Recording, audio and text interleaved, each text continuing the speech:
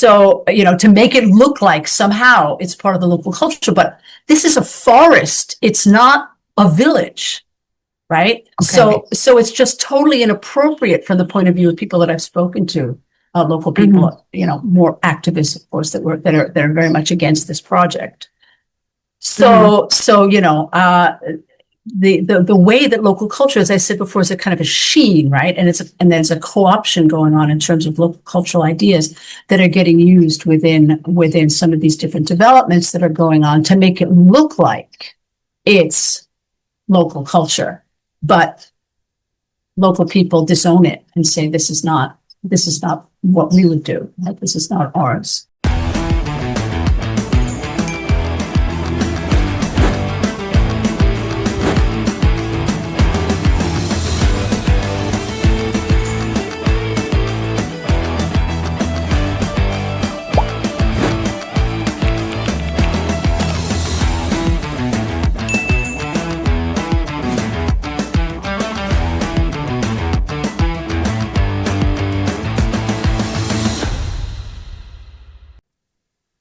Salam pariwisata berkelanjutan, bertemu lagi dengan saya Wiwi Mahdayani di Leaders Talk Tourism, seri podcast dari DESMA Center.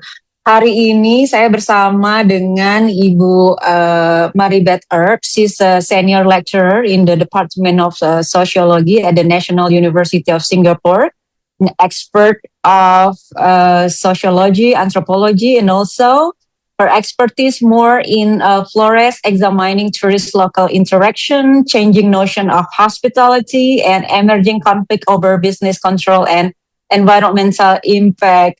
Hello, Ibu Meribeth. Thank you very much for being here, Ibu. Yes, selamat sore, and thank you very much for inviting me. It's very kind of you to think about me in terms of this leaders talk. As I was saying to you before, I don't see myself at all as a leader within tourism, but I do have, a long-term acquaintance with Flores. But I do want to kind of have a bit of a disclaimer in terms of perhaps what you hope to hear from me about, tourism developments and sustainable tourism in Labuan Bajo. Because and perhaps also in terms of thinking about policy recommendations and those kind of things, because I'm not, in any way trained in those issues. So my connection with tourism really was very, what should I say, kind of haphazard over the years. My original research for my PhD back in the 1980s was on ritual, myth, kinship, those kind of things. So I just got into looking at tourism kind of accidentally because of a project that I was involved in the 1990s to help in the rebuilding of a house, a traditional historical house in the southern part of Manggarai. And I was asked by the people who were involved in it to do a little bit of research on the history of that particular family, which was significant historically. And I noticed when, asking people about, the history of their families and, all the things that were relevant to the project, that people were asking, were concerned and interested about this house because they wanted to attract more tourists. Now, this was back in the 1990s, the early 1990s. And at that time, there was definitely an upswing in terms of interest in tourism in Western Flores, right? Particularly in Labuan Bajo, of course, because as you note in your introductory comments, I think people will know this, is the, kind of gateway to the national park, the Komodo National Park. So there had been an upswing up until, the kind of late 90s or so, when of course there was political upheaval in Indonesia. Then kind of the bottom started falling out of tourism. And of course, particularly in 2001 with 9/11 attacks on the World Trade Center, New York, global tourism kind of came to an end in many ways. And then there was the Bali bombs and all these things. So in the early 21st century, there was definitely a real downturn, right? So I've been following this for many, many years now. And so, I've had some formal projects that I've been involved in terms of looking at tourism and looking at other kind of related things.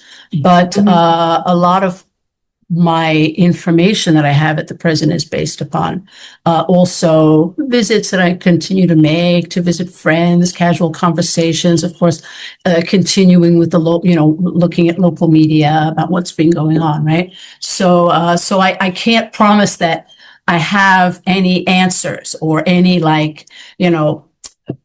policy recommendations, because I don't have the data that perhaps would be considered to be necessary to make any recommendations. It's just based upon anecdotal understandings of what's going on, right? So that's my kind of disclaimer, that I wouldn't call myself a leader. I'm not an expert, but I have had a lot of long-term experience with what's going on in Labuan Bajo. And I also want to say that my perspective, based upon reading a lot of things on tourism. I've been teaching about tourism since about 2000 in National University of Singapore.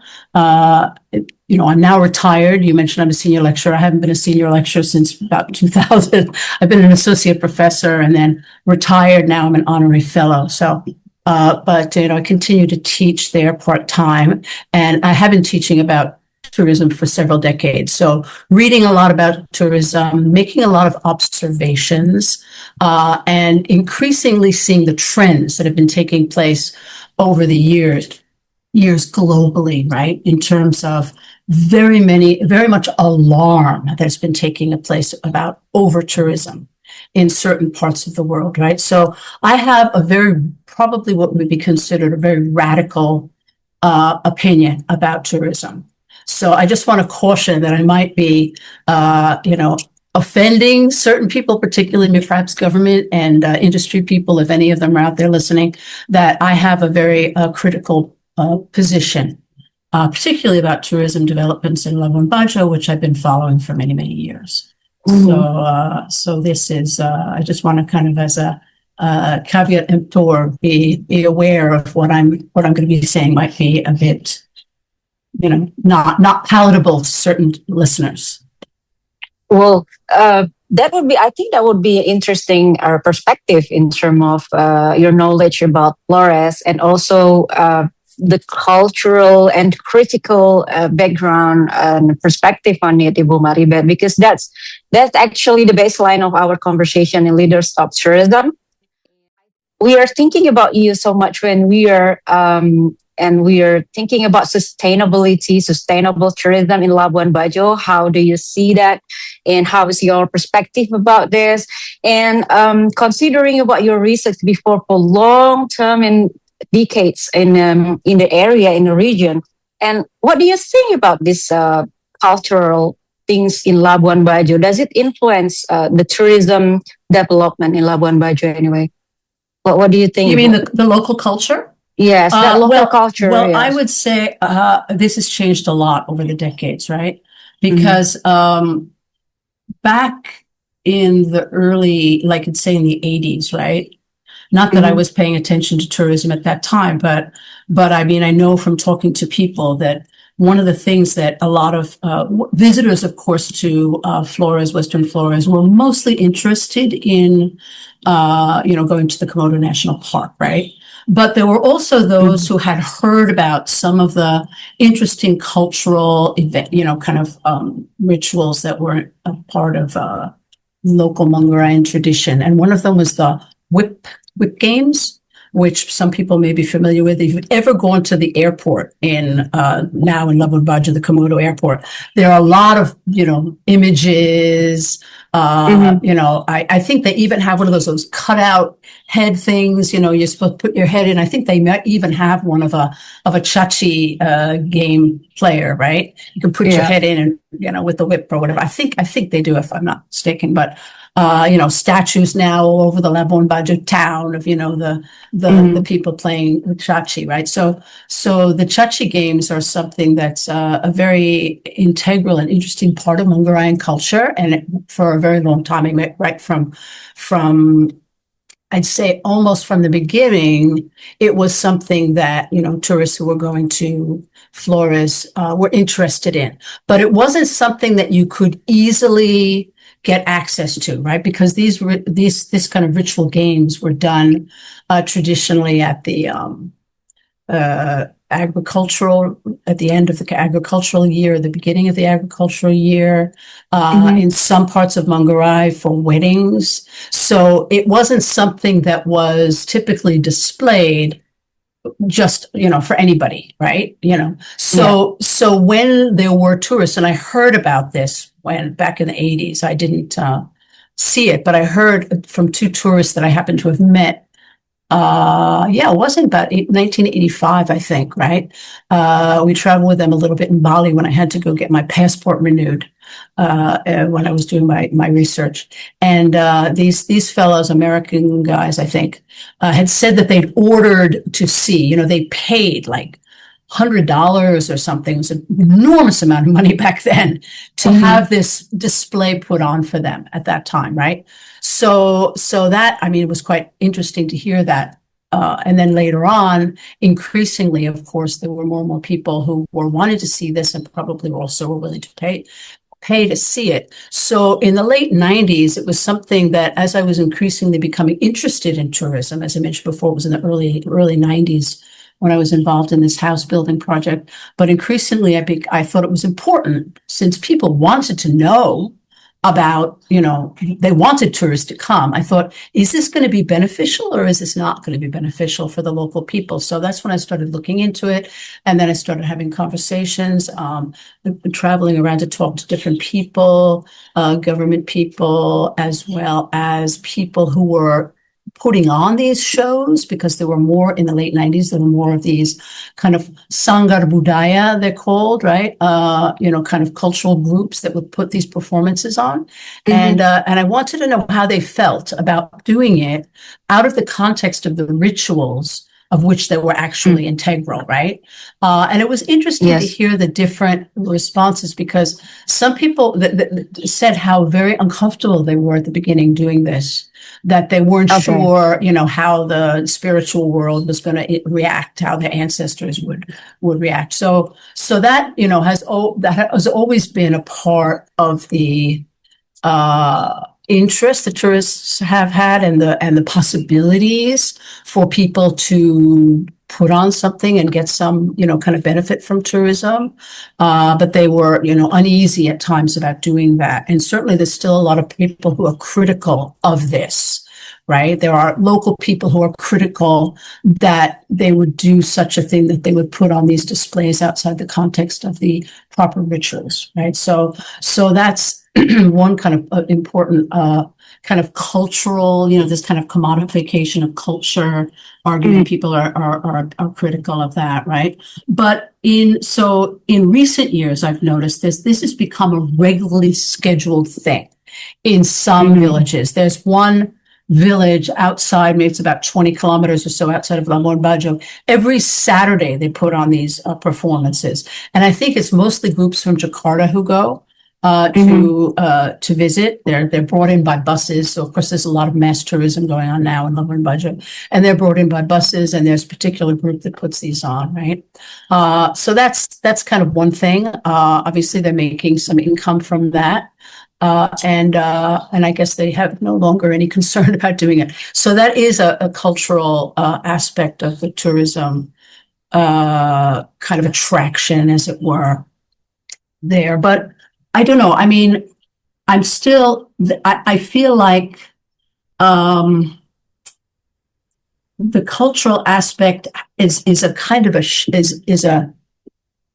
has increasingly become this kind of gloss over, that the pretense in a way that the big developments that have been taking place in Labuan Bajo since around 2018 or so, when President Jokowi announced his, new 10 new Balis, and all of this, even during COVID, right? All of this incredible development took place, buildings left and right, all kinds of things happening. And, I wasn't there for a number of years during COVID, and it was like a shock to see what had happened when I went back in 2022. So many different plans for, building and doing things in, just making it a super premium destination. And so I see it as a gloss, really, because, as I always say, I'm very critical of these developments. I do not see them at all as being sustainable. I don't think the word sustainable is at all appropriate here. So what is sustainable, right? Sustainable, I believe, has been, and this is something that's been critical within the tourism studies for years. What is sustainability, and the meaning of sustainable has been, has slipped and slid, and people have just taken over it in so many different ways, from its kind of original idea of recognizing limits, recognizing that, in order to be sustainable, you can't just continue to use things up, but have to be recognizing, cognizant of the natural environment limits, as well as one could say, the patience of local communities to put up with tourists, which over tourism obviously has been, testing very much.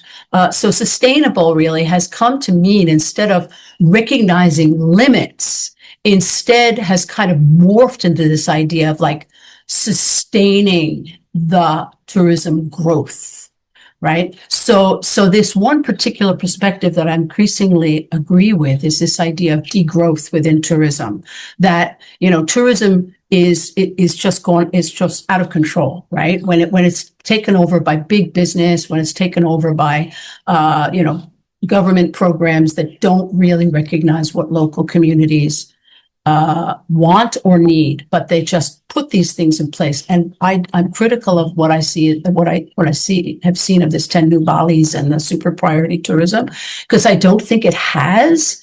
Actually, there hasn't been very much, kind of collaboration or discussion, but it's just been a top-down thing, right? And I've just recently been finished writing this paper. It's a product of a conference last year at the Institute of Southeast Asian Studies in Singapore, and collaborating with BRIN, the research body in Jakarta, that wanted to look at sustainability and precarity, right? And so I put this paper together and presented it, what I saw as this very unsustainable development of tourism in Labuan Bajo, and the resulting precarity that I believe is also is coming from that, because local people are being displaced from the businesses that they once had, and instead becoming just workers really in other people's businesses.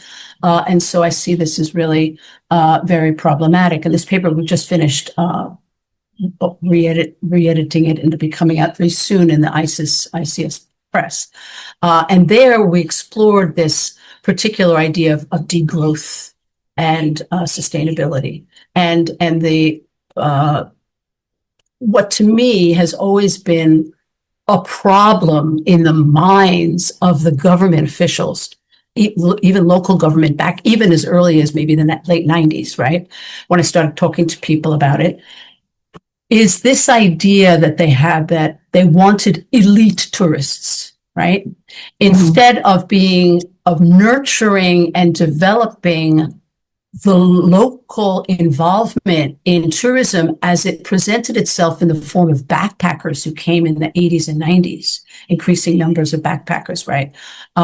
Instead of kind of helping to think about how that the people could improve upon their ability to kind of get some benefit from that kind of tourism. Instead, the notion of the government is that elite tourists are the one who are going to bring in more money, right? So I'm very critical of that, because elite tourists means corporate control, and it doesn't mean that the local people are, because obviously they want, bigger and better, and they want all these facilities that are, just inherently not sustainable. If you think about big hotels and the use of water and the use of various, environmental destruction, really, that's involved in building all these big hotels.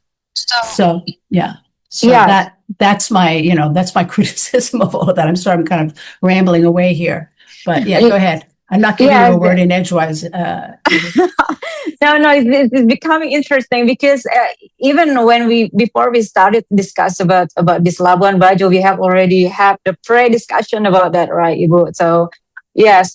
And speaking about you're talking about the increasing limit in terms of sustainability. So what do we miss from that concept? Because actually, yes, when we talk about sustainability, sustainable tourism in Labuan Bajo, and you have the notion about increasing limit and another notion about elite tourism. So what do we miss from this sustainability perspective when we talk about I don't think sustainability? I don't think it's a sustainability perspective at all. I think it's if I can use the word, a bastardized idea of sustainability that has been promoted. So for example, there's one fully controlled development that's taking place, controlled by the central government. Which is this ecotourism kind of so-called development in the forests outside of Labuan Bajo. And they want to promote that as a sustainable site, right? But it is so, to my mind, so unsustainable in the way that it's been done, because it has encroached upon what local people claim as their land. Right. And of course, there's a lot of conflict that's been going on over the years in terms of, hutan, right? Who owns the forests? What kind of forest rights do people have? So, the government has been in Manggarai has been for many years, claiming that the land, there are various kinds of protected forests that the local people should not be going into and this kind of thing. So there's all different kinds of forest rights and this kind of thing. But people do say, this has been our land now for decades and decades.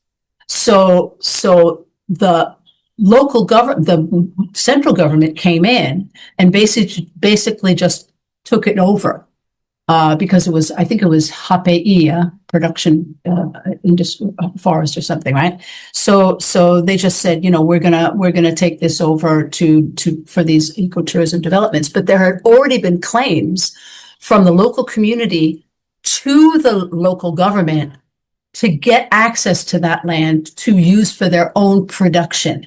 They wanted to, plant various kind of long-growing trees, Is it hutan? What was it?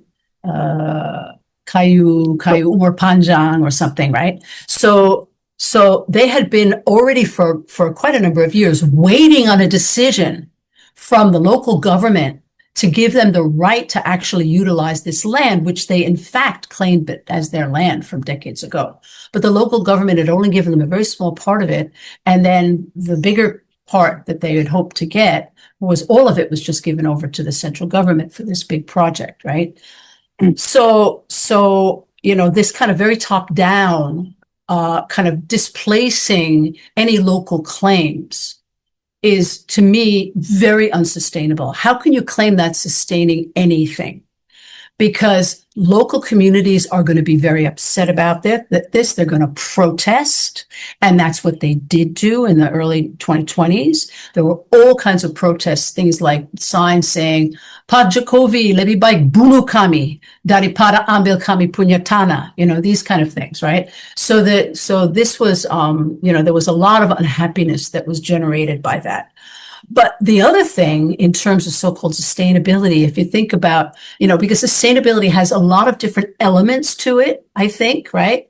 Yes. Sustaining community participation, sustaining community, the society and the culture of the local people, right? That needs to be also considered in terms of sustainability. The environment, right? Sustaining the environment. So when we think about limits, we think that there has to be a limit to what you can do if you want to continue to sustain this kind of harmony between society and the environment and the possibilities of getting any benefit from this, right? So how do you kind of work out a formula or something to think about, keeping within limits and keeping this kind of harmony, right? And I don't think there's any of that that's really been considered, because of course there hasn't been really any collaboration or discussion with the local community. So what the plans that they have, and I've mentioned to you before, I got my picture here of the Disney theme park in Tokyo,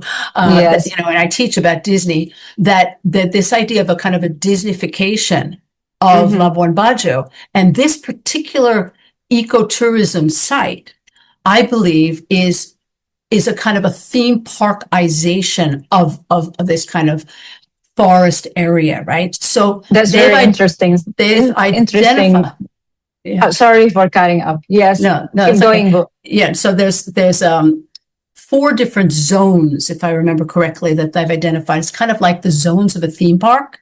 There's the cultural district, there's the nature district, I've forgotten what, the wildlife district, all these different districts, right, that have been identified, and different activities that are going to be going on in these different districts. And they're trying to get people to come in and invest. So I think there's one company that has shown interest. So I've read in the local media that has shown interest in developing things like zip lines and this kind of thing, right, in this forest. So the forest itself is just a background, really. It's just a background to this kind of theme parkization of what's going on there.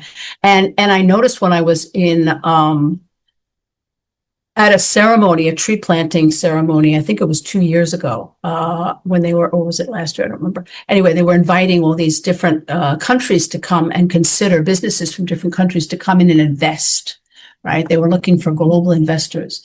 And they put on this, and I wish I had been able to see this, actually get a recording of this video, because it was very, very interesting. They had created this story, this children's mythological story about the forest of this area, right? How there was a little girl who had gone into the forest, and then she come across this bird, and the bird, kind of like a Disney character having their little animal, mascot or whatever. And then the bird, showed her the treasure of the forest. I've forgotten exactly all the details of this, but it was really fascinating. It was like a little Disney cartoon, right? That they had put up there to showcase the attractiveness of this particular forest area, right? So this is, I just see this as a kind of a Disneyization, a theme parkization of this particular place, right? But it's also getting back to the point about culture that you'd asked before, and this is one thing that's angered a number of different people locally, right? Is that how is that? Okay, that the government, mostly it's the central government people working together with certain actors that aren't even necessarily local. I think they only have one actual Mongolian person working with them. That they've taken over cultural concepts of the cosmological kind of a spatial orientation of a village in Mongolian, and they've planted it on top of this space within this theme park, right? So the area where the events are going on is, they have these different districts that they're planning. I don't really know how much, is going on in terms of that development. From what I understand, not really very much from the local media. But so that is the kind of gate into the forest. They actually call it Parapur, the gate to the forest, right? But this is like the opening of a village. So at that particular point, in the place where the village boundary, right? The village boundary is a place where you receive guests, and then they come into the village, and then there are various different aspects, a place where the ancestors are given ritual offerings, the place where the people are buried, the place where, the kind of place where people do things, So they have a particular cosmological understanding of the elements of a village that make it a whole, and the gardens that also are sustaining the community. So this is something that I've actually written about in the book that I've written about Mongolian culture, right? So this is very integral part of their understanding of space, in their traditional way of thinking, right? So this has been taken and mapped out. and using those terms to describe what's going on in that space. And people say, you can't do that. It's like stealing these cultural ideas and putting them into an extremely inappropriate location to kind of co-opt the local cultural ideas. So, to make it look like somehow it's part of the local culture, but this is a forest. It's not a village, right? Okay. So it's just totally inappropriate from the point of view of people that I've spoken to, local people, more activists, of course, that are very much against this project. So, the way that local culture, as I said before, is a kind of a sheen, right? And there's a co-option going on in terms of local cultural ideas that are getting used within some of these different developments that are going on to make it look like it's local culture, but local people disown it and say this is not what we would do. Right? This is not ours. Okay, so this is how the local community perceive when we call commodification of their cultural practice for tourism purposes. Yes. And it's supposed to be put in the correct place. Is that really what do they mean? Yes, I think so. Yeah. Yes. And it's interesting because the commodification going on here is not a commodification that they are involved in, right? So it's one thing when one looks at it, there's a lot of things in the literature about, what happens when cultural commodification takes place and how do people feel about their own commodification of their culture. But this isn't them controlling it, right? So it's been controlled by outside actors, the national government, who's absolutely taken over this space and decided what to do with it. Right. And the local people have, as I said, have protested about their kind of basically being sidelined. Obviously, there's more complication to this because there are certain attempts on the part, from what I understand, reading in the local media, to include certain of the villages nearby, right? So that they have this idea that they are cooperating with some of the people, right? But there are other people who have claims to that land who are not happy and are suggesting that they've been basically marginalized, right? So clearly there's conflict that's developed because, within the local communities themselves, because of these outside actors coming in and making decisions about what's going on. So seeing, looking the way how the tourism developing right now in Labuan Bajo, who do you think? You talk a lot about who's going to take who's taken the action. So who do you think tend to benefit the most, and who is exposed to the cost of this development, and why this pattern happening? Because Ibu, there is one occasion where I met a local people, and then this is I found it a little bit funny, but it makes me really thinking about it. So he told me about, what do you think about this development? That's the question I asked him. And he told me that, okay, at least now I don't need to go to Bali to buy. I already have one in Labuan Bajo. So now we're talking about development, and I think we also talk about who tend to benefit most. Is it a kind of benefit, and what is it actually the exposed to the cost of this development? Well, I honestly don't think is a positive development for anybody. Fast food is going to be, if people are, changing their diet to fast food, it's going to be a disaster like it has everywhere else in the world, right?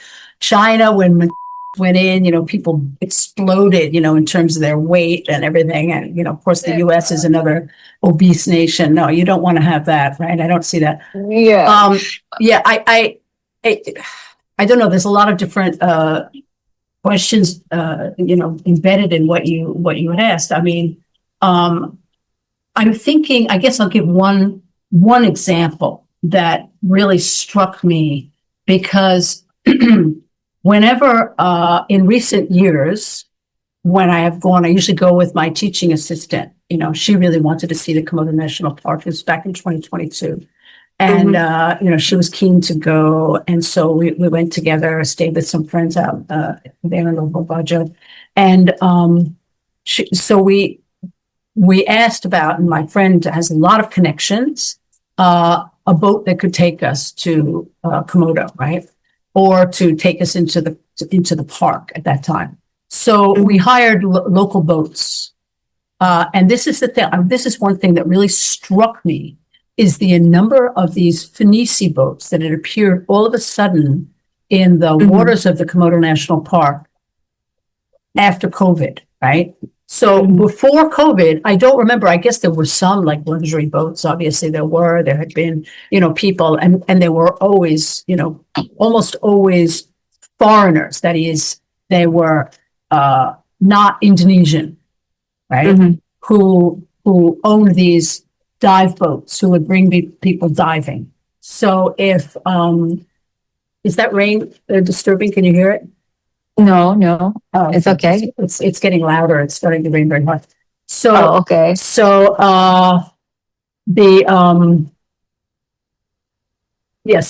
so for years, there has been a bit of, for quite a number of years, a bit of like envy, I guess, on the part of certain, people, certain fishing people, about the dive boats and the diving, but they were not displaced because the dive boats would bring out divers and they had the equipment, the tanks and all this kind of thing. But there was still a lot of room for them if there were people who came and wanted to rent a boat and go to Rincha, usually, because it's a lot easier to go to Rincha. But even to go to Komodo or some of the other islands, their boats were available for renting, right? So the local fishing community, because the fishing community over the years increasingly moved from fishing because they were being increasingly restricted in terms of their fishing activities in the Komodo National Park, right? And they were told, don't fish for fish anymore, fish for people, right? So they started to look for tourists to take around and to get, benefit from that. And so that was a transfer in their livelihood, which, was pretty okay for them. But, and there was, as I say, a bit of envy on the part of, the fishing community towards the dive boats. But as long as the dive boats basically took divers, that was not a problem. But there would be at times criticism if they started to look like they were also doing other things, like bringing people to Komodo or bringing them to Rincha, as opposed to just bringing them diving, right? So, but when COVID hit, and of course, all of these foreign people who had been running these dive industries left. I think everybody left, as far as I know. Well, not everybody, but most of them left, right? So, so then what you have is, and with this super priority, super premium tourism developments that were going on, and a lot of investors from Jakarta coming in, looking for various opportunities, obviously building hotels. But I guess, I don't know, I've never spoken to any of them, I don't know, but they obviously must have had the idea that boats that can bring people around in the Komodo National Park were a great investment. So when I arrived in 2022, I was shocked to see all these fancy boats that were taking people into the park for, 3 days, really big fancy boats that take, I don't know how many, maybe 100. I really don't know how many people were on them, but taking them around, visiting the different islands, not to go diving, because I don't think that they were equipped as dive boats, but just to snorkel on the islands, to visit the park, to go and see, whatever was available to be seen in Rincha and on Komodo, right? So this became an issue that was really upsetting to the local boat owners, because their business had been taken over by these big Jakarta investors, from what I understand, right? This is what I've heard them say. And as I say, when I went with my student, and then with the family that we stay with, we all went together, to do a couple of trips into the park, because I love swimming. I love, doing sometimes a bit of snorkeling, but I just love being on the water. I'm an island girl myself. I was brought up on an island, Long Island in New York. So we used to go out on our boat every summer, right? So I just love being on the water. And so we would, several times we would rent these boats and go out. And the owners, the people who were working on the boats were always very disgruntled about the fact that so much of their business had been taken away by these fancy boats. But of course, most of the people who had been going on these boat trips, these fancy boat trips, were elite or middle class, upper middle class people from Jakarta. They were no longer the kind of more middle class or backpacker class tourists that were the ones previously who had been renting the boats from the local people. So I guess they found a different niche of customers, but on the other hand, the local boat community also saw that their customers were being stolen. So I don't know. As I say, I don't have any statistics about that.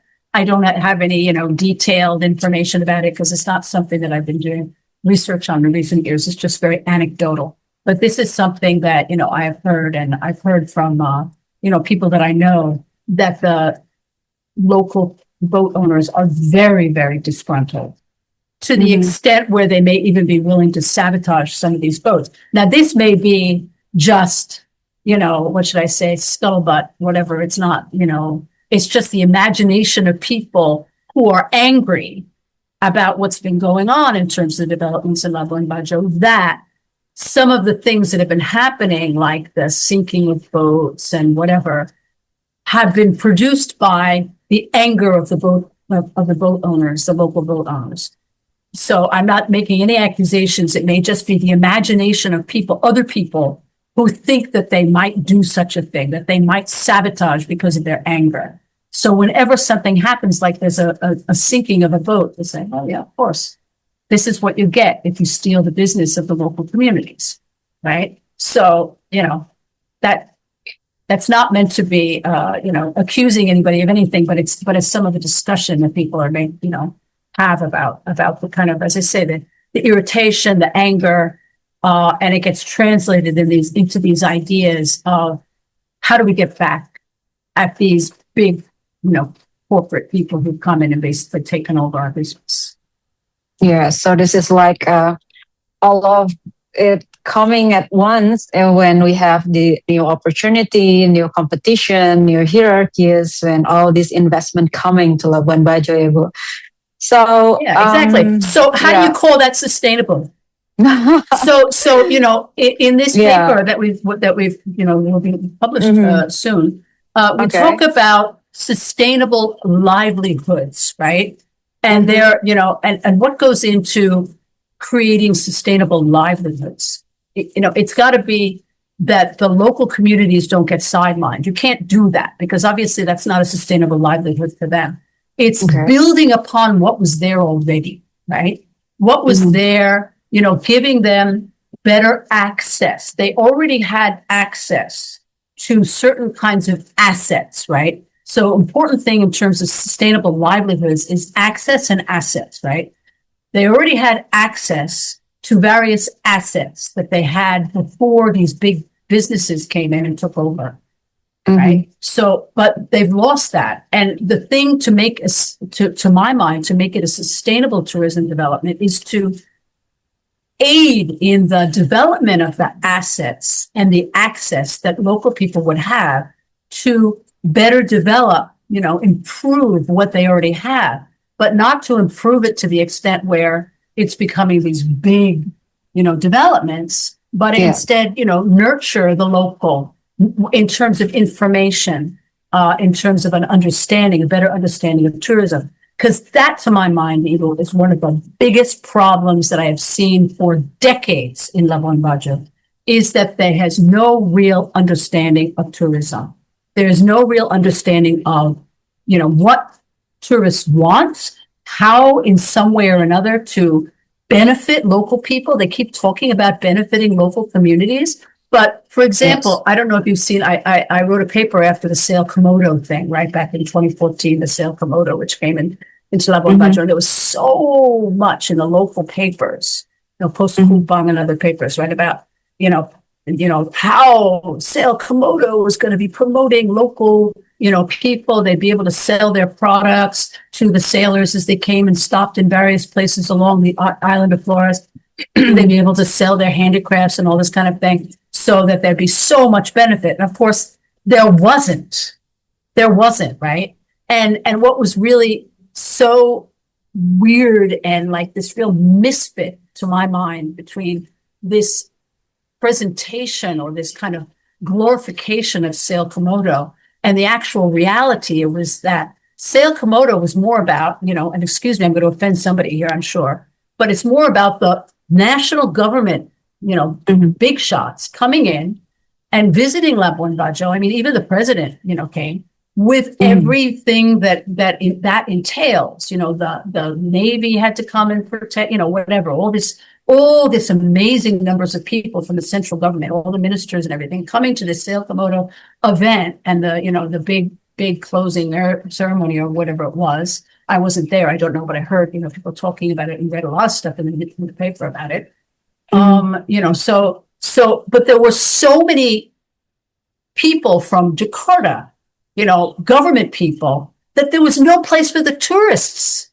So tourists actually, so this is what I'd heard from, somebody told me the tourists actually ended up having to leave. They couldn't stay because there was no room for tourists, but it was supposed to be something that was, the people with the boats, right? They just got back on their boat and they left because it wasn't something that was actually for them.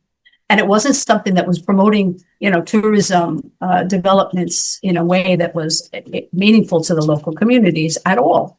It was just basically a big central government event that was, this big, huge thing that sidelined, so many people. So this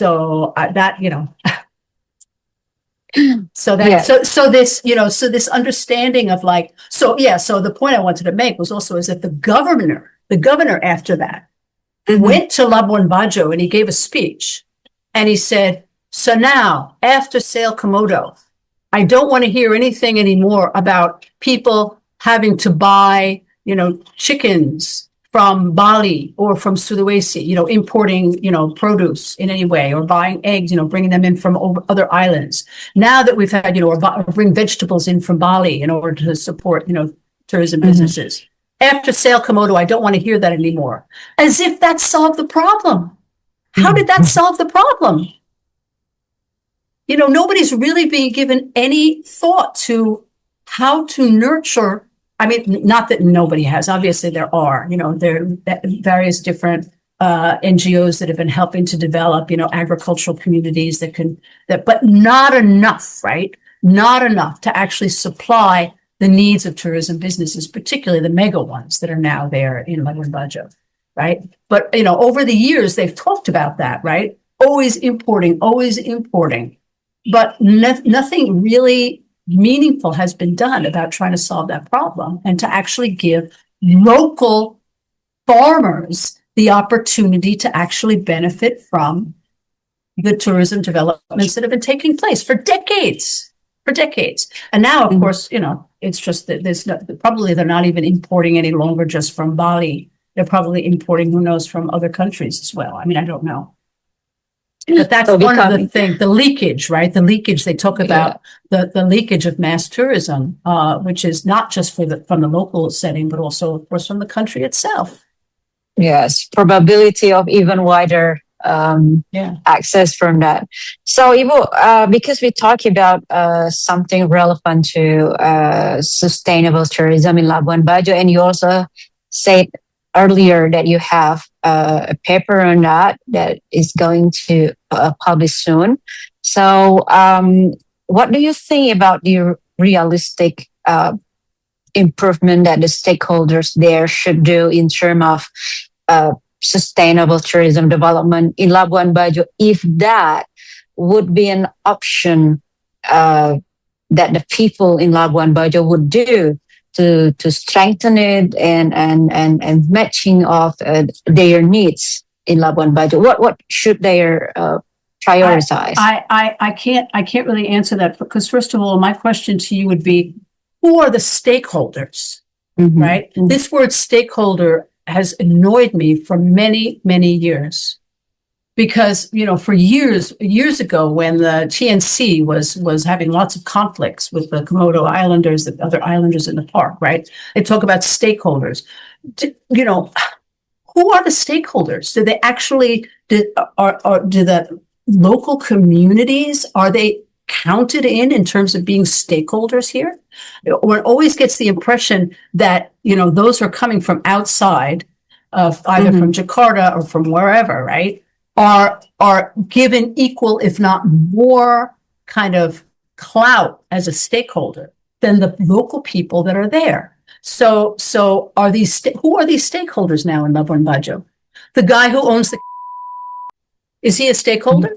Obviously, he would say yes now, right? But that's because they've all come in. They're now there, right? But the people who had been there, the local stakeholders who had smaller businesses, because a lot of those smaller, businesses, hotels, and that have been displaced, that used to exist there, right? Well, many of those don't exist. They're no longer stakeholders. So I can't answer that question. How to improve, because who are you going to be talking to in terms of stakeholders here? Yeah. The boat owners, you want the boat owners to tell you what they would like. They'd like to see those Finisi boats out of the park. But that's not gonna happen, because they're now also stakeholders, right?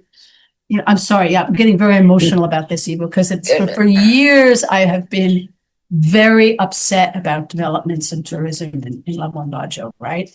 But as I say, I'm not a leader in tourism, so nobody would listen to me. If I had been, then perhaps people would have, listened to me when I was, complaining and talking about it years ago. Nobody's looked at the literature that has actually documented the disastrous ways that tourism has developed in other parts of the world. And, they've never looked at that. They're just replicating the same mistakes over and over again.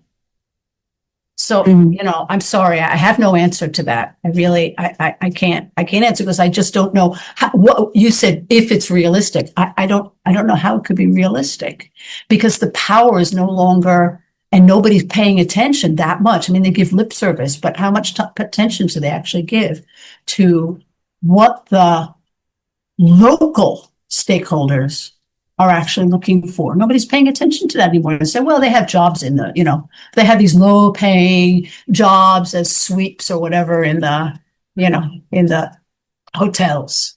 Maybe, they can be a waiter or something, maybe they get a tip, but unlikely also. Yeah, so this is something like we have to define clearly who stakeholder means in that, and then, yes, who they are and who are stakeholders in it. But anyway, Ibu, do you have the closing remarks for conclude our conversation today, or the message for our listener of Leaders Talk Tourism podcast about sustainability, about the perspective that we need to know? Yes. Yeah, I mean, I was thinking about this before as I was looking over, a number of different things, and I'm thinking, people have lost the enthusiasm that once existed about how tourism could create relationships between local people and visitors who came in from wherever they may have come in, other parts of the country or other parts of the world, right? This kind of social aspect, as one anthropologist calls it, the social force. Tourism is a social force, right? This kind of social aspect of tourism, the positive things that people used to talk about it after World War II, and when they were looking at tourism as this kind of smokeless industry and a development option for a lot of places in the developing world, right? It was always promoted as being very, very positive to, educationally and all this kind of thing for everybody involved. It seems like that has, disappeared. And I've kind of feel like years ago in Labuan Bajo, there was that aspect, because there was more actual interaction that was taking place with local people and the tourists who were coming in. But as time went on, and there was more and more emphasis on this idea of money, generating profit, right? That ended up, I think, souring it very much. I mean, I've seen it happening. I mean, tourists who come in automatically think they're going to be cheated, right? And so they get angry and they want to bargain like crazy. And then the local communities also feel like, oh my gosh, we've got to raise the price, whatever, right? So it just becomes this tension that exists, right? I noticed that trend happening, right? Back in the early 21st century already. But, this idea of tourism as being the opportunity for humanity to interact, a kind of a moral sense of, the benefit of tourism just doesn't exist, I think, any longer in many places, right? And increasingly, as tourism becomes, over tourism and, Labuan Bajo becoming like Bali. I mean, that's what they were striving for. They wanted a 10 new Bali. Yeah, it's going to be a Bali. And Bali is a disaster because it's last year it was on the no list destination for photos. I don't know if you saw that, but the top destination not to go to on the photos travel list, right?